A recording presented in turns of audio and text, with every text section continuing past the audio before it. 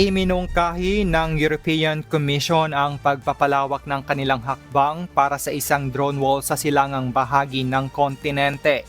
Layunin nitong maprotektahan ang buong Europa. Ang bagong panukala na tinatawag na European Drone Defense Initiative ay isasama sa isang Defense Readiness Roadmap na ilalahad ng komisyon sa darating na Huwebes. Layunin ng hakbang na ito na magtayo ng isang anti-drone network mula sa mga estado ng Baltic hanggang sa Black Sea upang protektahan ang buong kontinente mula sa mga posibleng ilegal na pagpasok ng mga drones. Matatandaan na ang ideya ng drone wall ay iminungkahi ni European Commission President Ursula von der Leyen matapos pumasok ang mga drone mula Russia patungo sa himpapawid ng Poland noong nakaraang buwan.